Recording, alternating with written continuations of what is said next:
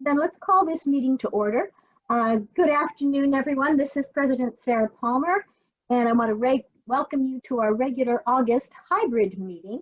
And I'd like to call this meeting to order, and we can begin with the roll call. Of course. Good afternoon, everybody. President Palmer. I am here. Vice President Millibar. Present. Director Martin. Present. Director Atwater. Present. Director Estremera. Hi, everybody. Present. Director Chang. Here. And Director Anaptawi. Here. Excellent. I do see that we also have alternate Director Weed Thank you. and alternate Director Royce Fast. And Yes, I'm here. Alternate Director Dennis Lamoureux. Here. Good. Thank you, guys. It's always good to have some emergency backups on the way. All right. Good. Then would you please stand and join me in the Pledge of Allegiance? And I see a flag in one of the little squares there.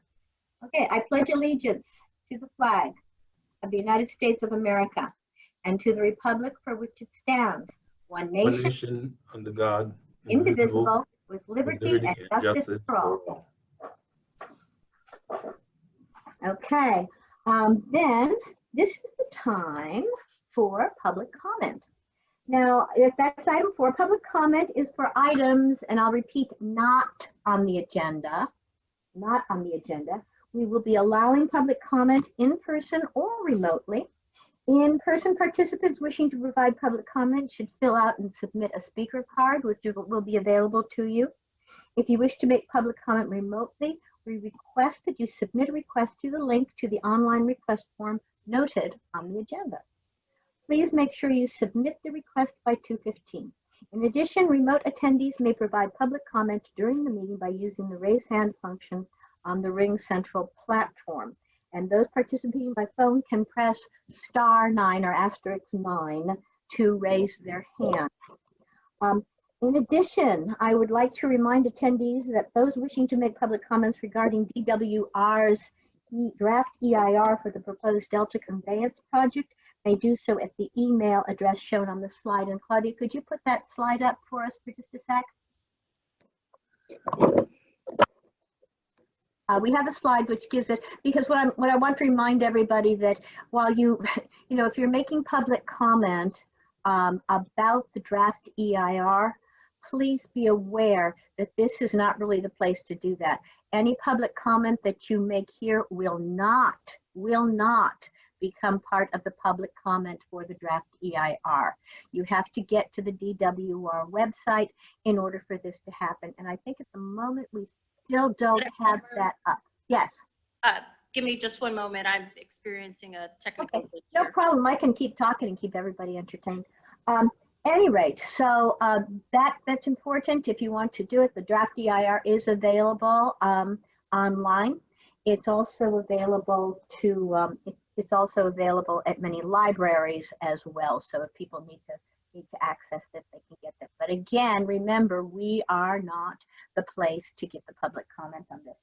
Also, if you please be aware, if right now with the public comment for items not on the agenda, because these are non-agendized items, if you have public comment at this point on non-agendized items, we cannot really discuss it. It could come potentially at a future meeting, but we will hear your public comment if it's not on the agenda, but we can't discuss it or exchange information with you. Okay, so do we have any public comment on that? President Palmer, we have not received any public comment requests at this time. I do want to point out that this particular slide is not wanting to load properly. So the website for folks to be able to provide comments or any resources related to the draft EIR is www.deltaconveyanceproject.com. There's also links on the water.ca.gov website that link directly to the project website. Okay, sounds good. If you like, I can get it up for later because I've got it on my computer someplace, and I can share if you want me to share. Okay, let's see. I'm going to just bring that up again. Okay, so let's move on to this. We're going to move on to the approval of the minutes. And we have 3 minutes to approve, and those are the minutes for June 16th, 2022, a regular board meeting, June 15th, 2022, which was a special board meeting, and then August 12th, 2022, which was also a special board meeting. So do we have any board comments or adjustments for those minutes? Motion, Madam Chair? Hang on just a second. I'll let you do that, but first I want to find out if the public has any comments on those minutes. Do we have any? President Palmer, we have not received any public comment requests for this item. Okay, so I believe it was Tony Estromera who has made a motion to approve the minutes. Is that correct? Yes. Okay, and do I have a second? Second, I'll second it, Director Atwater. Okay, all in favor, please indicate. Oh, wait a minute. No, because we are hybrid, we have to take a roll call on this one. Madam President, I have a question though. Is this for approval of all 3 sets of minutes? Yes. Then I would be abstaining from the August 12th meeting as I did not attend. Okay, let me take them separately then, and I think that'll be better. Let's first do for the June 16th minutes. Do we have a first and a second? I move approval of the June 16th minutes. Gary Martin. Okay, second? I'll second it. Okay, go ahead. So let's go ahead for June 16th. Because we're hybrid, let's take a roll call vote. That way everybody can be considered. President Palmer, I did not get who the second motion Oh, was. I did, but if somebody else wants to do it, go right ahead. You guys are just slow, that's all. So I will take roll call now. I'm sorry.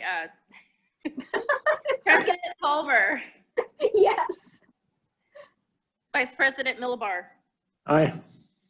Director Martin, Yes. Director Atwater, Yes. Director Estromera, Aye. Director Chang, Yes. and Director Anaptawi. Yes. Hey, June Okay. 16th minutes are approved. All right, July 15th. Do we have a motion to approve? Motion. Motion. And a second? We have Millibar Okay. as first. Great. Okay, please take the roll. All right. President Palmer, Yes.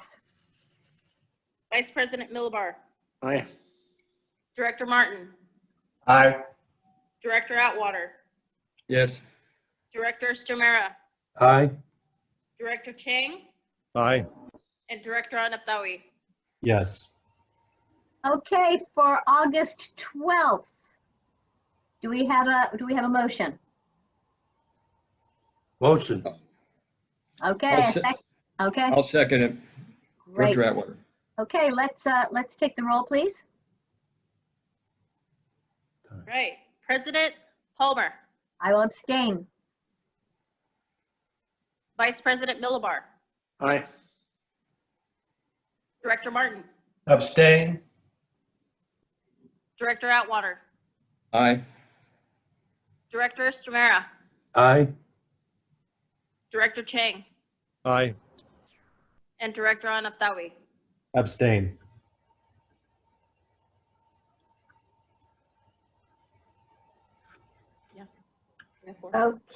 Okay, so Minutes that's approved. great. So now let's move on to item 6, which is consent calendar. We have one item on the consent calendar related to continued remote public meetings. Do we have any board comments? Did we do August 12th? Or not?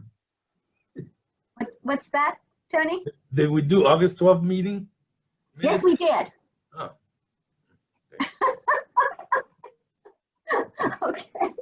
I'll go ahead and move 6A, the continuing resolution of COVID. Okay, do Second. we have a second? Okay, Director Robert, okay, there we go. So let's go ahead and roll call vote, please. President Palmer, Aye. Vice President Millibar, Aye. Director Martin, Yes. Director Atwater, Yes. Director Estromera, Aye. Director Chang, Aye. And Director Anaptawi. Yes. Okay, moving on to item 7, we have 2 discussion items. The first is the August DCA monthly report, and this is for information only. So let's get the staff presentation going, please. Yes, good afternoon, President Palmer and directors. Claudia, thank you. If we could move now to the summary of work. Thank you. So just to highlight a couple of key activities from July, and then we'll talk about August. On the program management administrative side, we continue to support all of the administrative functions. We've got closeout from fiscal year 21-22, and then also now we're about a month and a half into fiscal year 22-23. So we're completing all the processes associated with that. Also, kind of a big push back in July for the administrative groups as well as engineering was the public posting of the final draft engineering project reports. And so those are the documents that include the narratives, technical memoranda, all of the technical documentation that is the basis for the impact analyses being evaluated in the EIR. So those documents were posted on DCA's website and are available to support review of the draft CEQA document. Additionally, on the engineering front, we're still working on several studies evaluating concepts for future consideration during later design phases, continuing to support DWR with responding to any requests or information on the conceptual designs, and also providing support to coordination activities with utilities, evaluation of subsurface conditions Delta-wide, and then engineering is providing quite a bit of support to the fieldwork team that is progressing on several fieldwork studies currently. We completed in spring of this year an investigation program that now is in the phase of documentation, laboratory testing documentation. There's a current field program ongoing now, which we're calling the Summer 2022 program, that is currently active. And then we've got planning activities for a Fall 2022 program, as well as starting to perform planning activities for Spring 2023. So several different parallel efforts underway. Claudia, well, before we move on, any questions on work from July before I move on? Nope, continue. Okay, so Claudia, if we could go to the next slide, yeah. So for August, it will be many of the same activities will be ongoing. We'll also be available to assist DWR with responding to any public comments at their request on the draft EIR documentation, and a lot of continuing planning and execution work associated with the field work. So Claudia, if we could go to next, community engagement. So as I mentioned, really the big push on the community engagement side was posting the engineering project reports. There's 2 separate reports, one for the Central and Eastern Corridor and one for the Bethany Reservoir Alternative. The engineering project reports include all of the conceptual engineering design information. As I mentioned, the narrative report, the technical memoranda, which provide all of the detailed design assumptions, siting analyses, and so on. Engineering concept drawings, which include site plans, as construction phase, as well as final site plans, access routes, major cross sections for facilities. And then map books also included to display the proposed facilities in the context of an aerial imagery background. So there's a lot of information that's been made available to support the draft EIR review. That's really the thrust of our work right now on the community engagement side, is making sure this information is available to support those reviews and provide any support to folks who may be having difficulty downloading the files. We've got quite a lot going on the social media front as well, which I think would plan to update a bit more at the next meeting on that. But we've had a lot of activity on that front. So Claudia, next, yeah, let's go to budget, please. So here we have our budget summary table for FY 22-23. We have a total budget of $31.16 million. Of that, we've actually committed through contracts to the amount of $26.15 million. The balance of that is likely to be committed over the course of the year, but at this point, we've got a lot of activity underway with executed contracts in place. So, any questions on this before I move on? Okay, Claudia, let's go to the cash flow plot, please. So we've developed our new projection of cash flow for the fiscal year. It's relatively flat, as you see by the blue bars, although we are showing a bit of an uptick starting in the new year.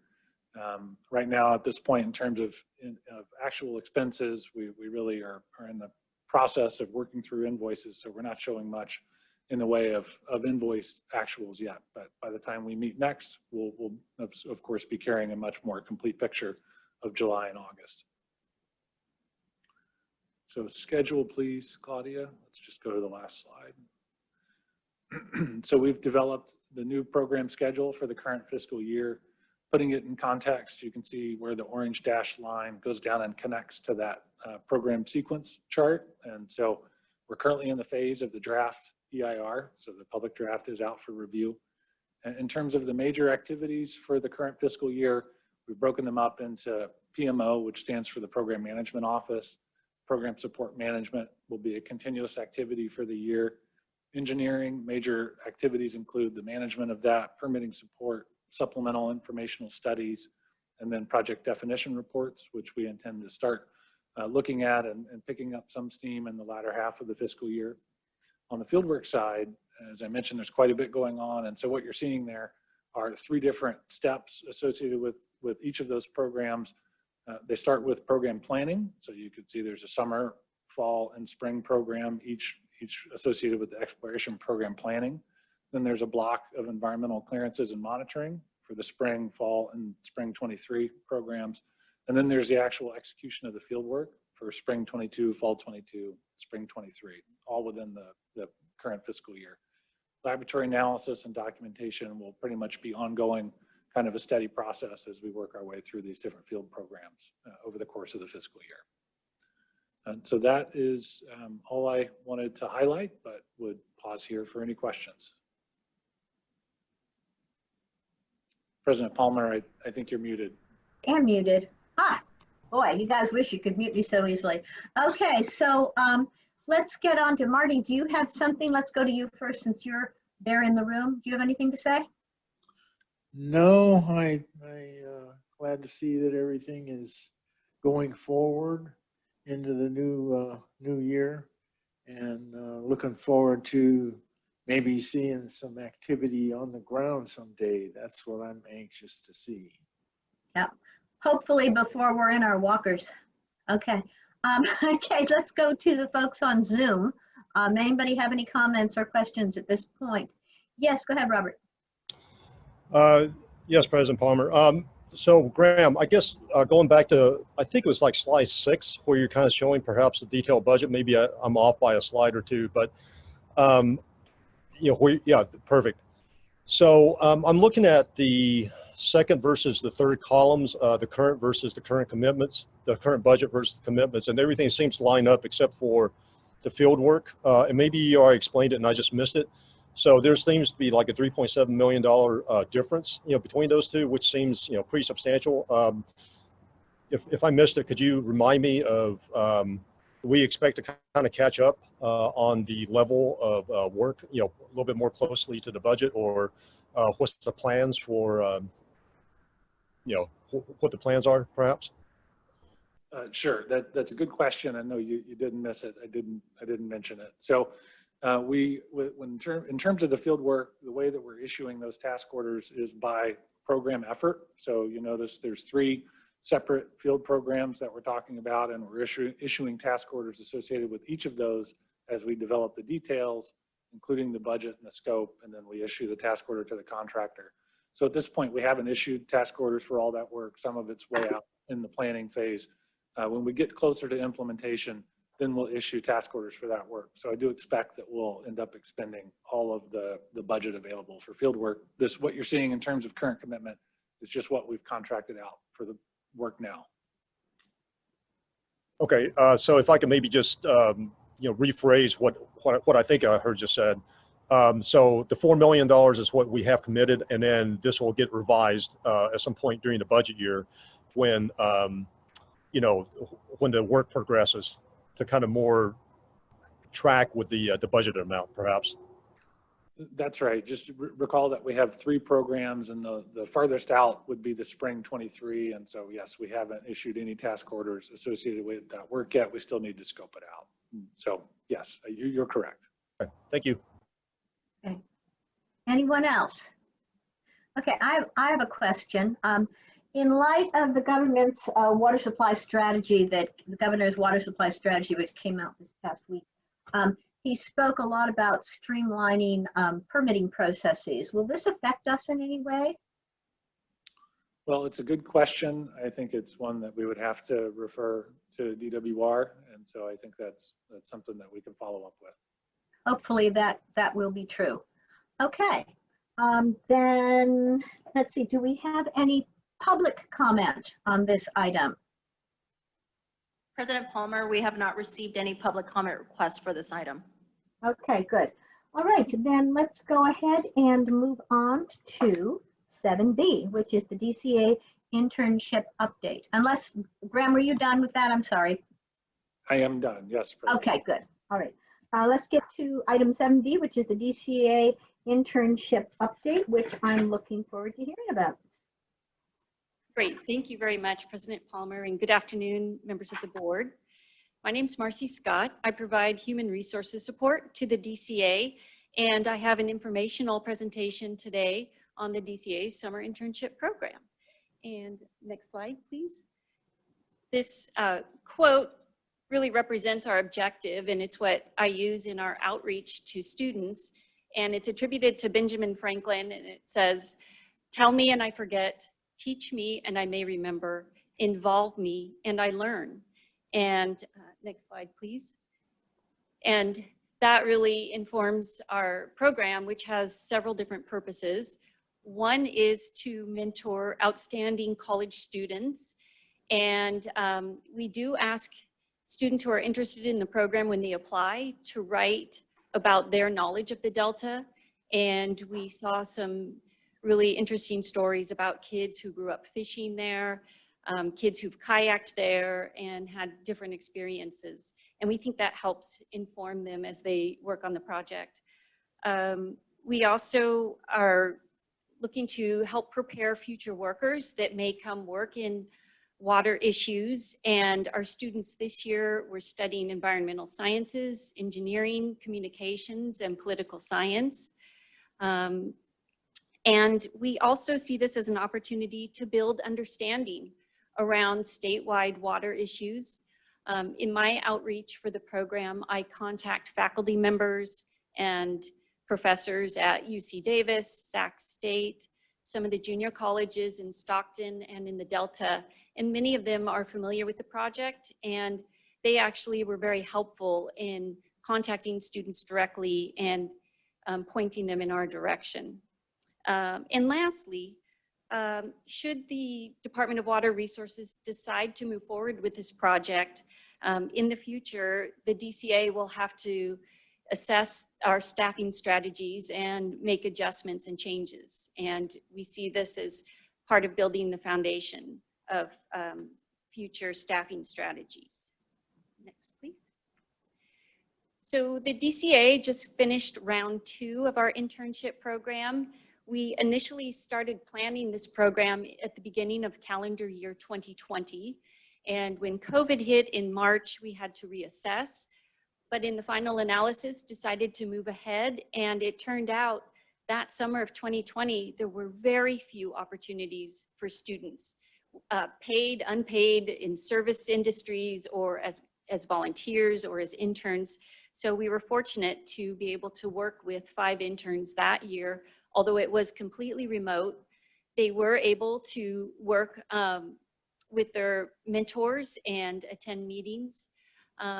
And then in 2021, there was a lot of uncertainty, so we took a pause that year and came back this year with another round of an internship. And we had 4 interns, and it was a hybrid. So they worked sometime remotely, they were in our offices, and we were able to do several different field experiences as well. So it was very productive. And just to give you a sense of the curriculum of the internships, firstly, each intern is paired with a mentor in their area of study. And they are given specific assignments in that area and perform work. They attend team meetings in those areas. And this year we gave the interns a group project that they had to work on, and I'll describe that in a moment. The interns work on professional skills. For example, they learn what an efficient meeting is. They learn that you always come prepared to your meetings, and they practiced with resumes and cover letters. And the interns each gave a presentation on their final day about their experience, what they learned, and how that might inform their next steps. So next, please. Thank you. And just to give you a sense of what some of the specific technical assignments were, interns worked with environmental liaisons in DCA to coordinate with DWR staff and assist with the engineering project reports, which we heard from Graham were very substantive. They helped with data review and processing data using a variety of different software programs, researching federal and state highway standards, and assisting with truck volume calculations, and assisting in preparing content for outreach and posting of materials in support of the recent EIR release this summer. Next, thank you.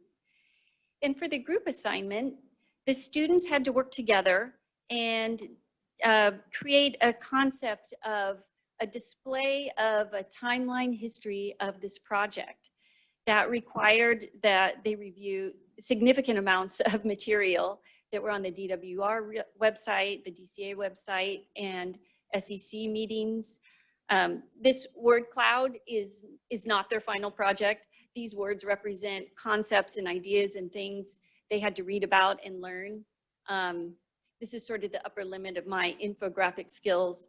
The interns did much better. And then to inform the students as they worked on this group assignment, next please, we did a few site visits. The first was on their first day of the internship at lunch. We took them to a new exhibit called the Water Challenge, and this is at the Sacramento Municipal Utility District Museum of Science and Curiosity here in Sacramento. If you all have an opportunity when you're in Sacramento, I would encourage you to check out this display. It is outstanding. And it helped the interns see how to visualize technical and complex issues about water in the state. And you can see in the picture on the left, toward the right side, is Julie Spezia, and she was the mentor for the communications interns. And she initiated our visit to this display.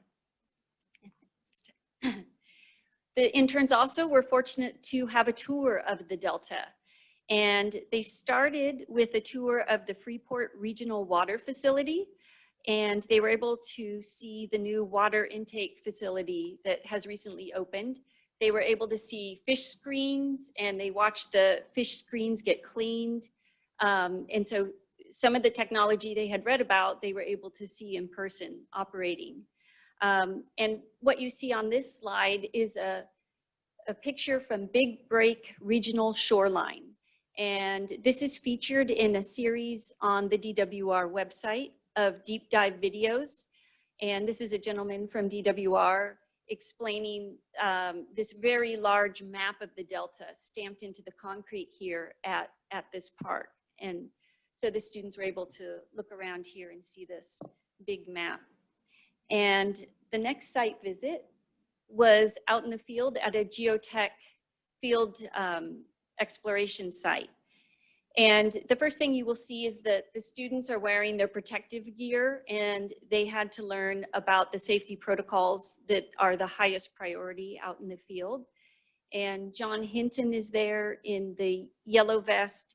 He is the mentor for the engineering intern and works on the geotech team, as well as Damaris Villalobos Galindo, and she oversees our geotech work. She was out on the site also.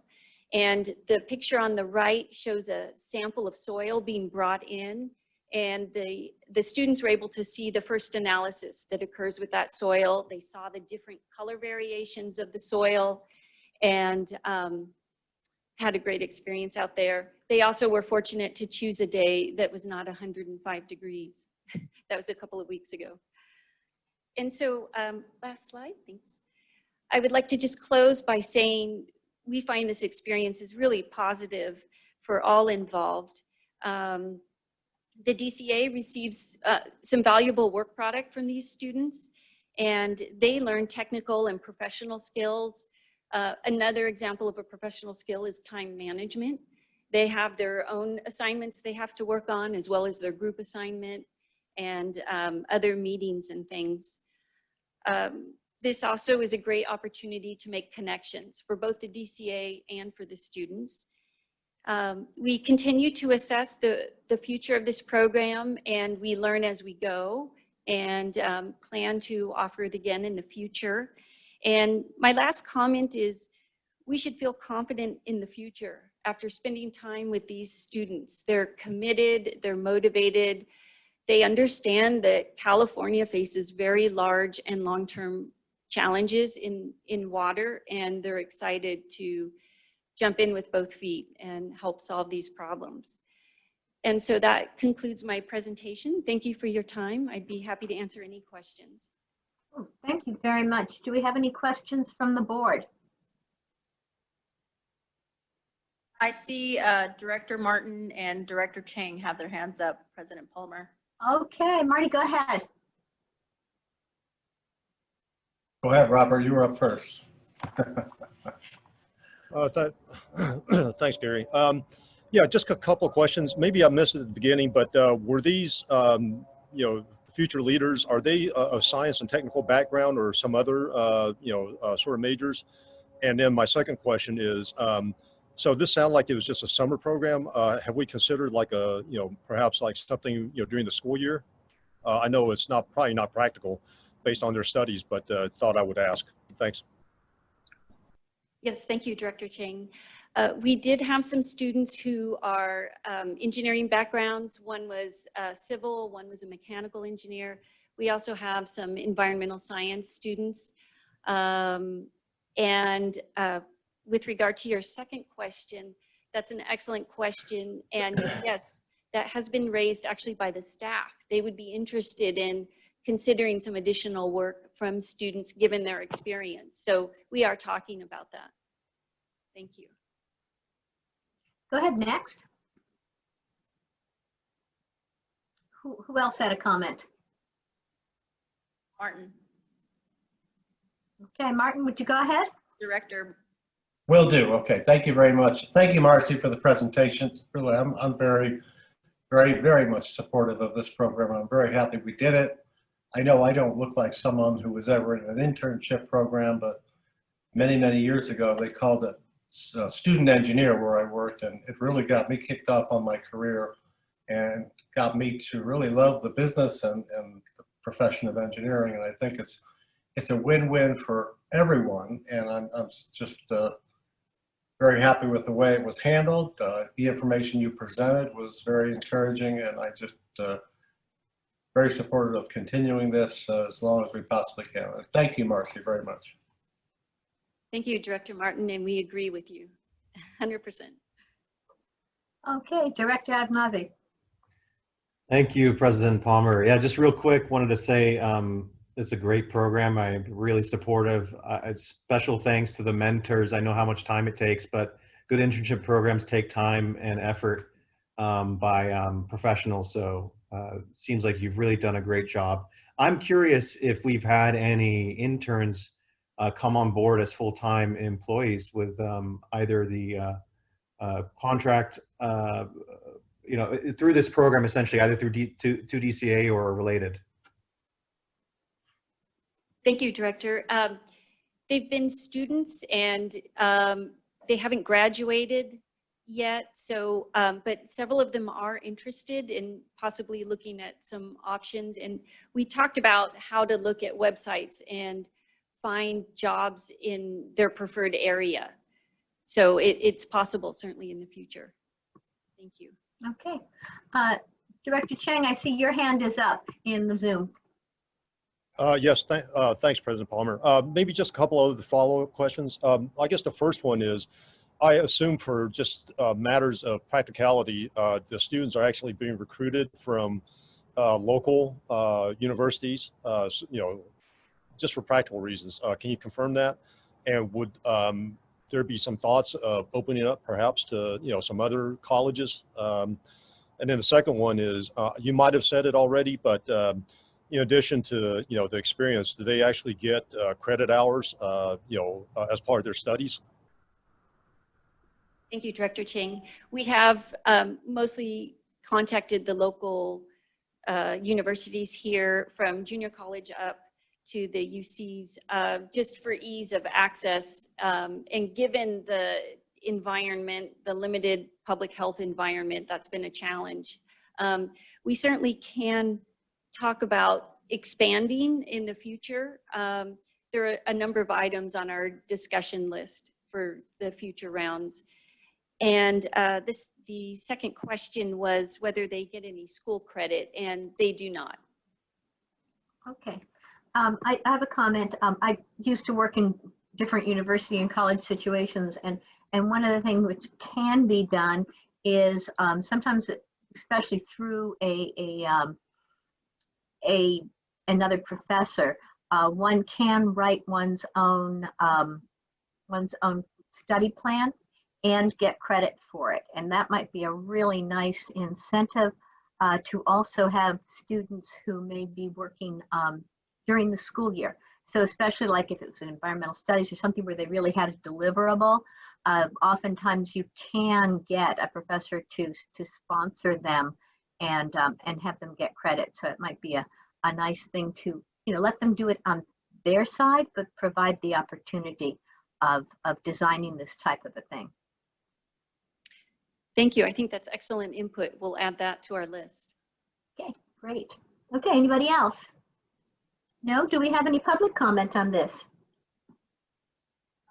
We do not, President Palmer, but I do see that Catano has raised her hand. Okay, Katana, go ahead. I just want to say thank you, Marcy, but now you're in trouble because I'm really interested for this project for MWD. Hi, Catano. Thank you. We can talk. I'm just sitting here going, we do have, but it's not this elaborate. And I do love interns, and I've hired interns a lot when I was in Oakland. So we had a huge program similar to this, and I really do want to chat with you after. Thank you. Excellent, excellent. Okay, yeah, this could be quite a thing in terms of being quite a draw for students, especially if they can manage to get credits. That would be really beneficial to them, and also enable us to do things maybe year round in terms of, like, when it's time for the salmon runs and they're kind of looking at that, or it's time for different seasonal activities, then they could take part in that. Any rate, if there's nothing else, then let's move on. Thank you very much. That was a very interesting presentation. So now we are on 8A, which is General Counsel's report. Thanks, President Palmer. My report, as always, is in the packet, but I did want to kind of continue a theme that we've talked about the last couple of months, and that's continuing to monitor the bills that are moving through the legislature that may make changes to the Brown Act related to remote meeting attendance. AB 2449 is the one bill that's still being considered by the legislature, and actually was before the floor of the Senate today. I checked before the meeting and I wasn't able to see if it moved forward, but we should have some updates on that very soon. As a reminder, AB 2449 unfortunately doesn't provide the same flexibility for private remote meeting attendance that the other bill, AB 1944, did, that we had been monitoring. And specifically, AB 2449 only permits remote attendance from a private location at a public meeting if a director can meet a just cause or an emergency standard. the deadline for bills to pass through the legislature is the end of this month. So hopefully by our October meeting, we'll know if this bill is going to move forward. And if it does, we'll make sure to bring a detailed summary to the board for discussion. I did want to note that whether or not AB 2449 moves forward, AB 361, which is the law that we're currently using for our hybrid format, will remain in effect through at least the end of the next calendar year, as long as the declaration of emergency for the COVID-19 emergency isn't rescinded by the governor. I'm happy to answer any questions. Thank you. Hey, thank you. Are there any questions? So if you could raise your hand on your Zoom or anybody in the room? Questions? None? Okay, do we have any public? Oh yeah, I'll go ahead, Director Cheng. Yeah, sorry, President Palmer. So maybe just a question for our legal counsel. Maybe I didn't hear the full extent of his comments, but Josh, did you give a timeline for when this AB 361 would be sort of closed out? That's correct. So when that bill was adopted, it had a sunset of the end of next calendar year. But it could go away sooner if the statewide declaration of emergency is rescinded by the governor. Okay, and then whenever that occurs, we'll just adapt to whatever that condition is at the time.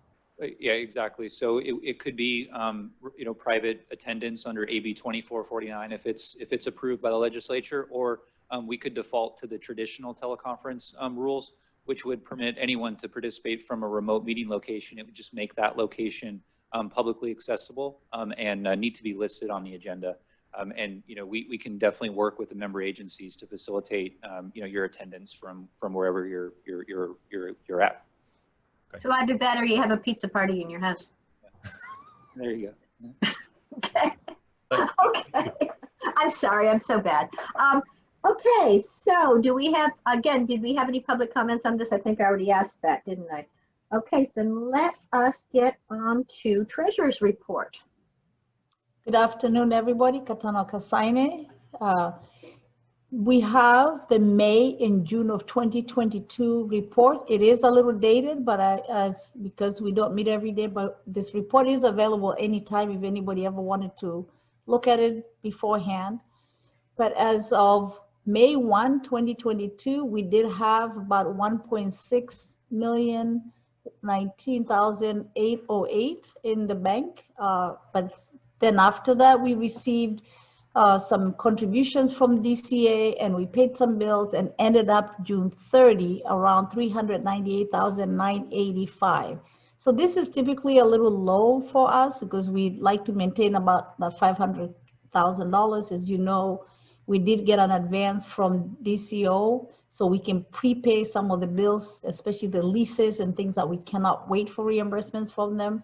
But we continue to monitor to make sure that we keep at least some cash on hand to pay those bills. Because as you know, they will typically, we bill them and we receive the bills sometimes ahead of payment. So we continue to work on that relationship to make sure that we do have enough cash on hand as we to pay our bills on time. So at the end of this June 30, 2022, we also had receivables about 1.8 million. And so that consisted of 9 invoices, we billed them. And shortly after, we did receive a little bit of money to pay some of those bills. The only item that of note is that at the end of that fiscal year, June 22, we did have year-to-date actual expenses were lower than budget by $8 million. And I don't know if it was mentioned earlier when we were going through the budget, this DCA budget, but this is really mainly because of timing of 2 contracts that were pushed out to this fiscal year. So we did not get those paid last year. So they will be moved to be paid in this current fiscal year. And we're working through that to make sure that happens cleanly and we can close the books without any concerns. But that's really the only discrepancy I had of having our expenditures that much lower than budget. So that's all I have. I'm happy to take any questions at this time. Great. Do we have any questions from the board? None? How about in the room? Anybody? Okay. How about public comment? Do we have any public comment on this? President Palmer, we do not have any public comment requests.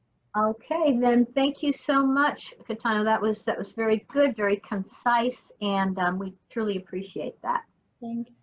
Okay, then let's move on. We are on now to 8C, verbal reports. Do we have any verbal reports? Any director have a report? Yes, Director Anastasi. I thank you, President Palmer. Just a really quick report. I was able to attend last Friday on the 12th, the 2022 Southern California Water Conference hosted by the Building Industry Association. We had our very own Graham Bradner give a presentation on an overview of the Delta Conveyance Project, which I thought was right on point. Great presentations. We had a lot of good panel discussions, how to make every drop of water count, innovation in building and development practices to stretch our water resources, and of course, plenty, current recycled water opportunities going around in Southern California, all important. But I also wanted to mention that it was good to hear how important the Delta Conveyance Project was part of our strategy to adapt to climate change. So it was a great conference, really good messaging. Just wanted to share that it was, share that my experience with the public here. That's all I have. Great, thank you very much. Okay, anyone else? Okay, well, I've got something. Basically, I did give, I'm a Rotary member, so I was invited to give some presentations to one of our local Rotary clubs, the Rotary Club of Livermore Valley. And so I gave that presentation on Tuesday morning, 7 o'clock in the morning, yes. And it was on the Delta Conveyance. And the reason I really wanted to do this, they invited me to do it, is because there's so much misinformation, as you know. And I know we kind of know what the thing is. We know it's a single tunnel, but people supposedly in the know keep saying tunnels, or they say, yes, it's nothing more than the peripheral canal that we voted down in the 80s. And we just have to point out these differences, and we have to point out what's actually going on. Even though we're now under the EIR, so I got information from DWR and from Graham in terms of what can be said and what were some of the salient points to bring up. So it was well received. I did add some more colorful pictures because, to be honest with you, I'm sorry, DWR guys, you're wonderful, but you have boring slides. And but yes, so it was quite well received, and I think the need for this kind of thing is definitely there. So folks, fellow board members, go ahead, get yourselves out there. Please clear your salient points with the folks here first, because we want to make sure that we're all giving the message that is the outgoing message at this particular time. And yeah, get out there and spread the good word. Okay, and that was it for me. Anybody else? Yes, Director Tank. President Palmer, okay, in terms of reports, I don't really have much to report, but I would be remiss if I didn't say something about the state on the Colorado River these days. I know we're kind of inwardly focused as the Delta Conveyance Project being, sort of benefiting, California, all of California, but I think it's also important to kind of remind us that with the announcement of the 24-month study by Department of the Interior on Tuesday, the first ever level 2 shortage on the Colorado River.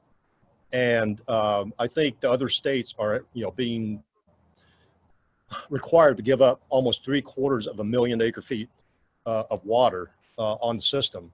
I think California has been sort of insulated from that, but we're sort of in the middle of those discussions. And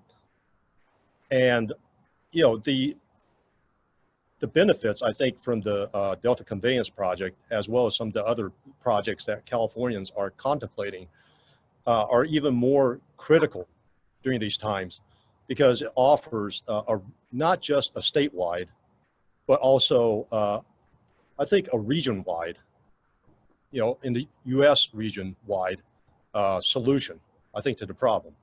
I think the more water that we, can generate or replace or, become more reliable, for the state water project, I think, it benefits, I think, all the residents of the Southwest U.S. So anyways, I just want to put that pitch out there and, just kind of remind us that, this project actually has more wider region implications than the borders of California. Oh, well put. Well put. Okay, anyone else? Okay, Claudia, do you have that slide ready, or would you like me to share my screen? I think I can. I have it on my computer. I do. I was able to take a snapshot of it. Okay, because I also, look what I did here. I printed it up. There it is. Okay, go ahead. If you would show that slide.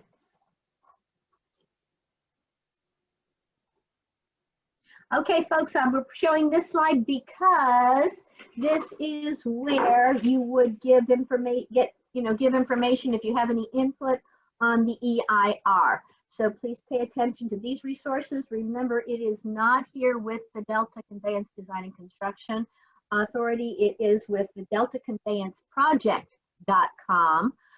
Plus, it is at several libraries, and also there are virtual public hearings going on. So Tuesday, September 13th at 9 a.m. to 11 a.m. Thursdays, that was Tuesday, September 13th, Thursday, September 22nd from 12 to 2, and Wednesday, September 28th from 5:30 to 7:30. So what they've tried to do is make it so like there's a morning, a noon, and an evening, so that everybody can get a chance, whatever their working hours are, to get some information and do their virtual public hearings. And that you can also do it by mail, as you can see on the slide. Okay, so other than that, our next scheduled meeting for the full board is October 20th at 2 p.m. So stick that on your calendar, and other than that, we are adjourned.